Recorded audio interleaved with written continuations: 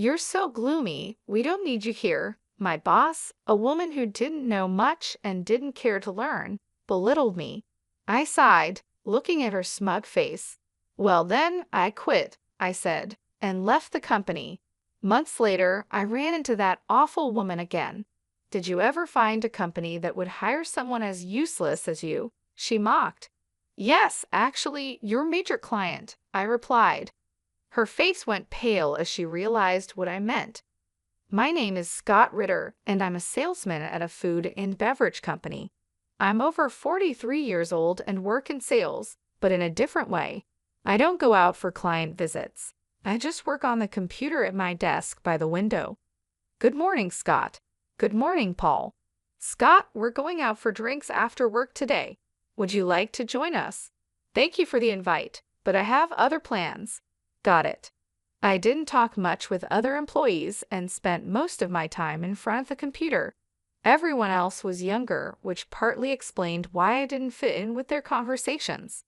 Scott always dresses so neatly right.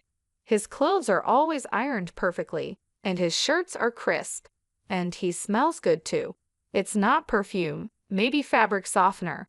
I wonder what brand he uses.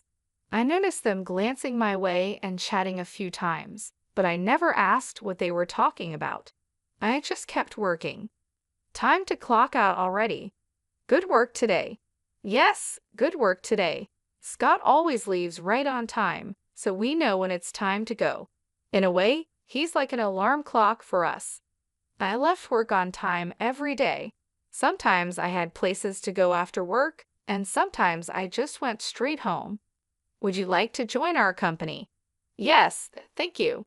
I'd love to. I joined this company about 5 years ago. Before that, I worked at a different beverage company, but I was approached to join this one. I never stayed long at one company, moving around in the beverage industry. Scott, how have things been since you started? Fine, no major issues. Everything is going smoothly for now. That's good to hear. We have high hopes for your work. Thank you. It was a company executive who had approached me. He had heard about me and reached out. It seems this company often recruits from outside. Well, Scott, do you have a moment? Sure, I'm available. I wanted to ask you about sales strategies. If it's something I know, I'll send you the information you need. Thank you. I'll email you later. I'd like to learn more about Company D and a few other things, said Pamela. Got it, Scott. You're the same as always, she replied, understanding my usual straightforward approach. Just then, Michael approached as the younger colleagues were chatting with me. Michael Phelps is the only colleague close to my age in sales, and he's the one who brought me to this company. That's right, thanks for your help with that issue. I'll be counting on you again, I said. Got it. Also, the client wants to go out for drinks next time. Understood. Michael and I had known each other before joining this company, so we could communicate with just a few words. As the only other senior employee, he handled a lot of different tasks. Michael is attentive and single, which makes him quite popular. Let's keep up the good work today, he said, as we enjoyed another peaceful day in the sales department with no major issues. Nice to meet you. I'm Laura Sanko, and I'll be the new department head starting today. She introduced herself when she was transferred to our team. Laura came from a larger affiliated company, and it seemed she had more experience from her previous position. Is that so? Maybe it's a matter of power, someone commented. Who knows, but she's our boss now, so let's hope we can work well together. I sighed quietly as I observed Laura. She was wearing bright red clothes that didn't seem very professional, with heavy makeup and a strong perfume that reached my desk. Her attitude was confident and assertive. Listen to what I say. I'm in a higher position than you, she said, making her authority clear. The thought of her being the boss made me uneasy. Hey, who prepared this document? She asked. Yes, that was me. Read this document, and the client you're handling will now be my responsibility. Am I really changing this now? What's wrong with this document? Figure it out yourself. Look, it's easier to read this way, but in our company, We usually just do as I say, she insisted, making sure everyone in the sales department followed her lead because of her background in a big corporation. She's really the worst. She's all friendly with the young men and Michael, but she's tough on us women, a colleague whispered. I'm just trying to stay out of her way, I replied. It's tough, but let's support each other and get through this. Everyone followed her instructions reluctantly to avoid unnecessary trouble. Sighing, Michael asked, "What's wrong?" "It's about Laura, our manager, as he invited me out for drinks on a rare day off." He sighed heavily, looking genuinely troubled. "Laura has been really on my case lately. Every day she's asking me out." "I see, I get it," I replied, understanding his situation. It seemed she often invited him out for drinks or meals. Michael looks young for his age, so Laura didn't seem to mind the age difference. He's not comfortable with romantic relationships and has his own reasons for staying single, so being pursued like this was a real burden for him. When I talk to female colleagues, Laura scolds them. That's troublesome. Exactly. Michael agreed, clearly struggling with Laura's behavior too. He sighed wearily. Upper management isn't much help either. Yeah, I tried talking to them once, and they were pretty indifferent about it. It's really affecting me. The whole atmosphere in the sales department has changed. Who knows what will happen next? As expected, the sales department went from being peaceful to tense. Everyone was trying not to get on Laura's bad side. "Hey, you," she called out. "Yes. Don't just sit at your computer all day. Get out and work." "I am working though. I have told you to go out and visit your clients. Since I've been here, I haven't seen you leave the office even once. And yet, you're always dressed up." That's when Laura started targeting me. She glanced at my computer, clearly not understanding what I was doing. "You're not doing any work, are you?" "I am doing my job." She thought I was slacking off. "Besides, you hardly talk to anyone in the office. You just say hello and nothing more."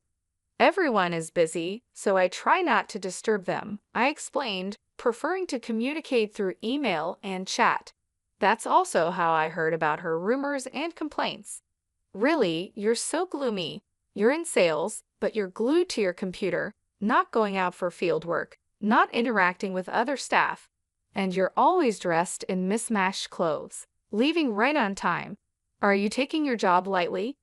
Laura seemed to really dislike me, constantly picking on me and making snide remarks. "Scott, are you okay? Laura was hard on you today, right?" "I'm fine," I replied. "She's focused on me right now, so it's been easier for the rest of you. Let me know if you need anything. We're here to help." "Thank you, everyone." The sales staff noticed what was happening and showed their concern. They often intervened by saying things like, "There's work to do," or "A customer is here," to pull her away. Aside from Laura, I had good relationships with others. "What's with that manager? She complains about Scott leaving on time, but she leaves early too." "It's true. I saw her at a bar the other day." "Me too. She was drinking a lot." "How much does she spend on drinks?" "Apparently, she was drinking with business partners, and it's all being paid for with company money." "Really?" More and more, the talk about her wasn't about her work skills, but rather unpleasant rumors. "Are you okay?" "I'm fine. If her bothering me gives you all a chance to work, then it's okay. I'm really sorry if anything happens. I'll help out, and you know what's going on. You've changed jobs a lot, haven't you? If you ever decide to leave, could you let me know?" I nodded, and Michael said, "Thank you," and walked away. Unlike me, Michael has always been the type to stay in one place, but it seemed this situation was making him reconsider. A few months after Laura arrived, there was trouble. The sales department's expenses had increased, leading to orders for cost-cutting. "Why have the expenses gone up? Now we're told to cut costs. It's ridiculous," Laura complained. But the rise in expenses was her fault. Her excessive spending on entertainment was causing the increase. Everyone knew she was frequently out drinking. "I don't want to cut back on entertainment expenses. If they're cut, I won't be able to drink as much. It's your fault, Scott. Why me? You're not working. Having you here is a waste of expenses and salary. You're stealing company money. I was being unfairly accused. I was just doing the job I was assigned. She didn't understand it, but I believed my work was important. To cut costs, I'll start by cutting you. What a mess. You're so gloomy. We don't need you. Pack up your things and get out of the company. Is that an order from the boss? Yes, you're fired, she said with a smirk. I just sighed. Then I quit. Don't ever come back to this office. Getting rid of an incompetent employee will save us money. Without much resistance, I packed my things and left the company. Are you really quitting? Why so suddenly? Laura said I was fired. Well, if she said so, maybe there's no other way. Even the executives couldn't stop Laura's actions, given her connections to a larger company. It seemed inevitable. That day, I resigned and left the company. Scott, please come back to our company. We need you here. We'll talk to the manager, read numerous messages on my phone, all begging me to return. But I had been fired, and there was nothing I could do about it. If you're not here, I don't know how to proceed with our business strategy, a female colleague said cheerfully over the phone. I appreciate everyone's words, but I've been let go. Don't say that, she replied, but as much as I felt for my trusting colleagues, there wasn't much I could do. I already had my sights set on another company, so I stuck to my decision and said goodbye to my colleagues. Well then, Scott, are you okay? Pamela asked. Actually, I was about to contact you. After reaching out to a certain company, I immediately got a call from Michael. He had been out on sales visits and was unaware of what had happened recently. I heard from everyone, are you really quitting, Mark? Michael asked. That's right. Do you have another job lined up? Yes, fortunately. Scott, we've known each other since our previous job, but I have a favor to ask. I've already talked about you. Michael, thank you so much. I really appreciate it. A few months after leaving that company, I found myself at a high-end restaurant for a business meeting.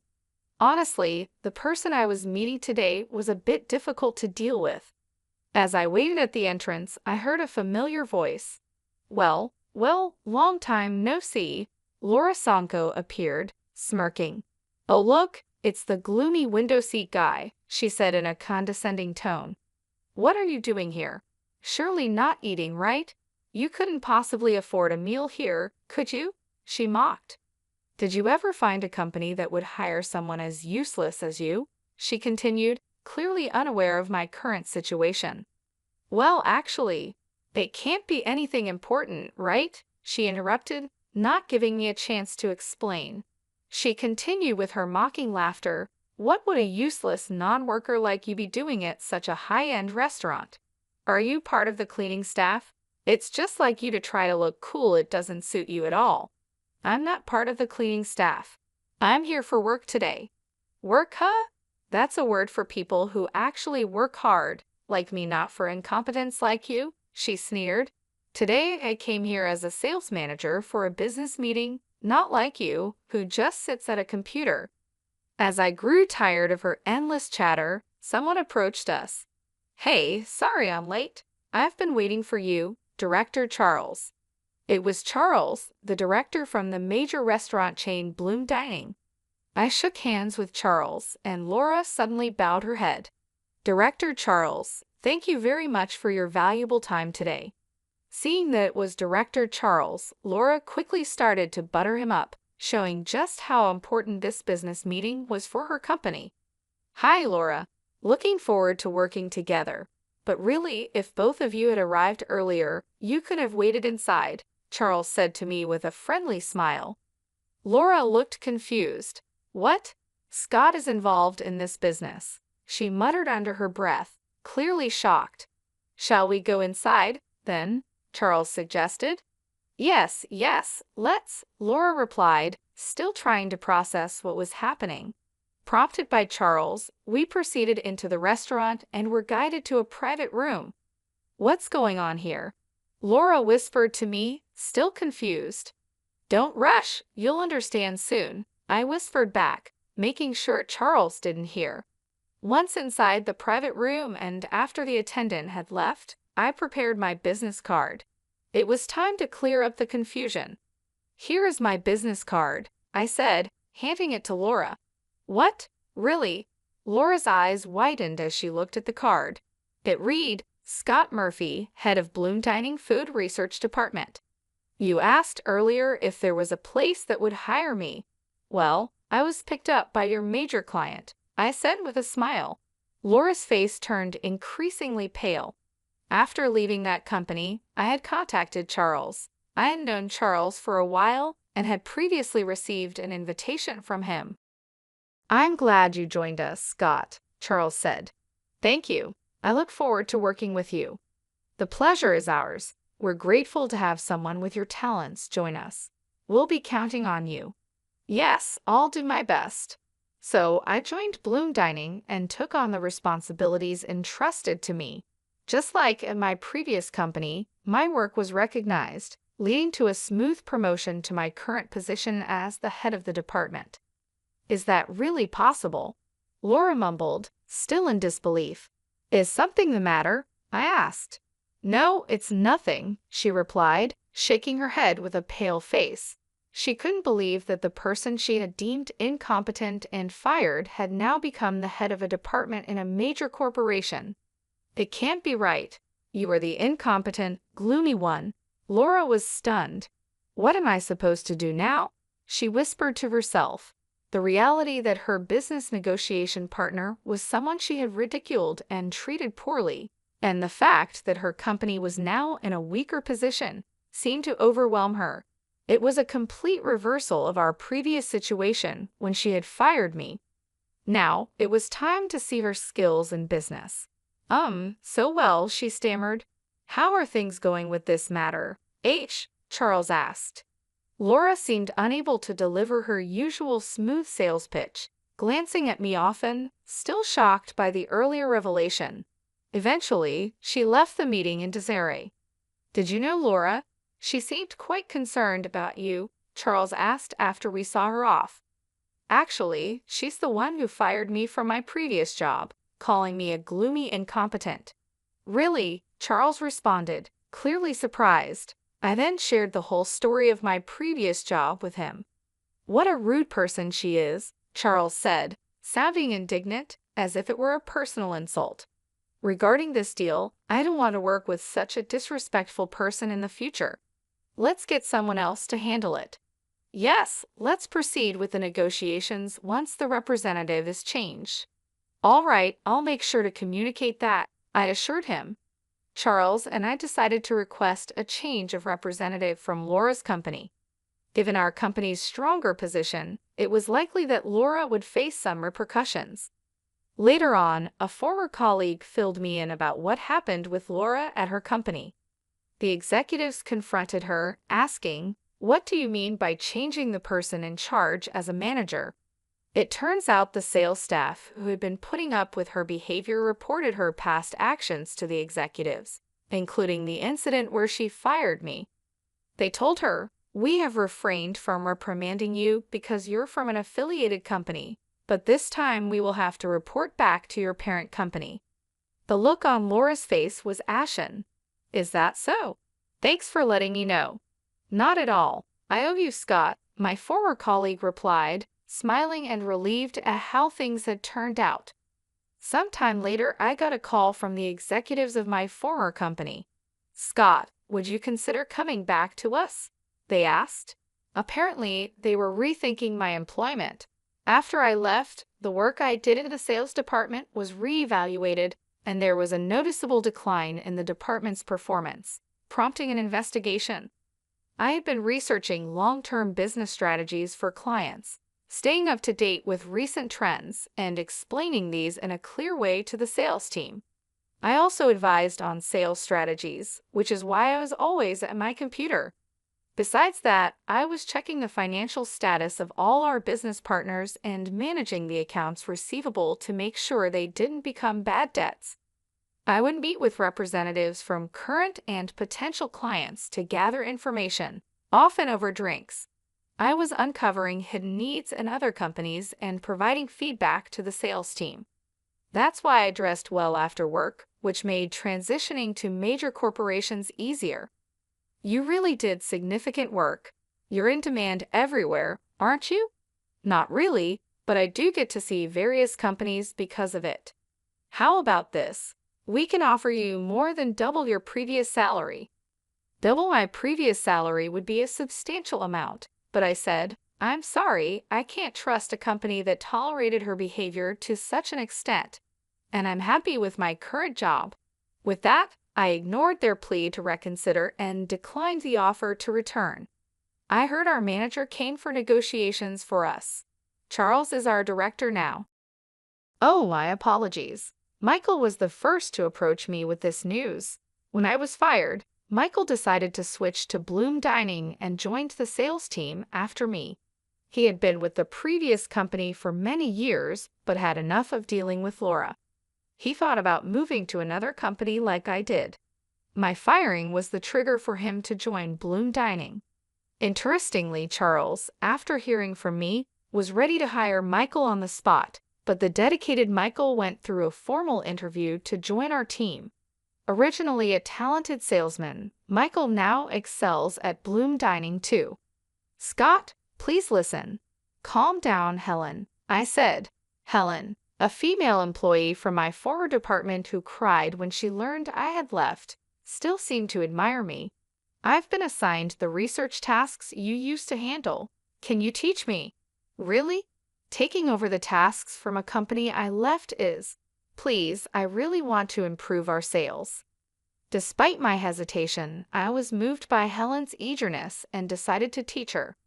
So this is how it works. Yes, that's how it works. Our relationship resembled that of a teacher and student due to the age difference. We're really like teacher and student. Yes, it would be something like this if I had a student. Thank you, Professor. Teach me too, Professor. Please don't call me that, Brian. When we met occasionally for lessons, another former colleague, Brian, wanted to join, eager to learn my sales techniques. I thought, with these two, that company will be okay. I was relieved to see them positively trying to learn, just like before. They could form a great team, much like Michael and I did in the past. As for Laura, she ended up returning to her original company as a regular employee.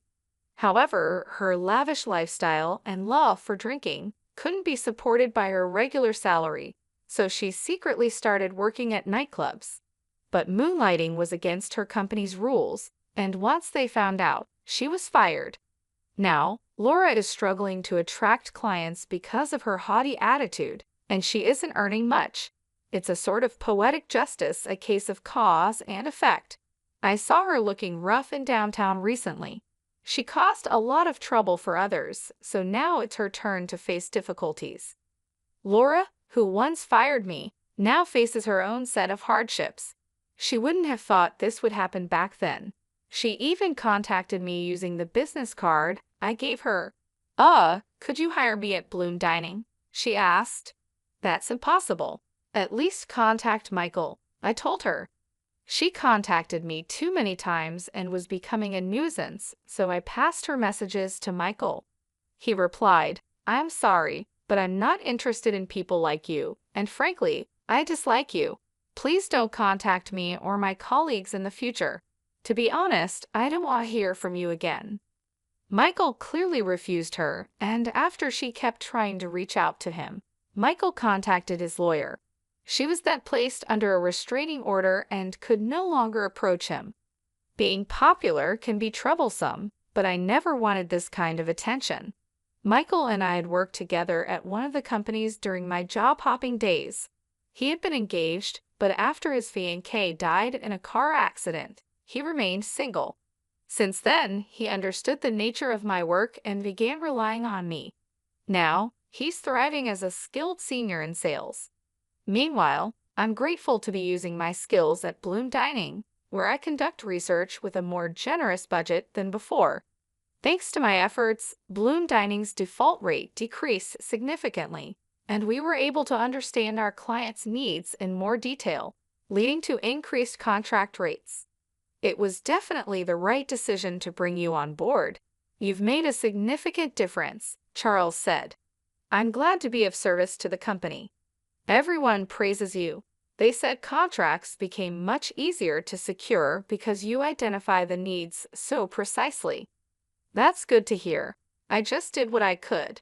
I'm really glad I joined this company.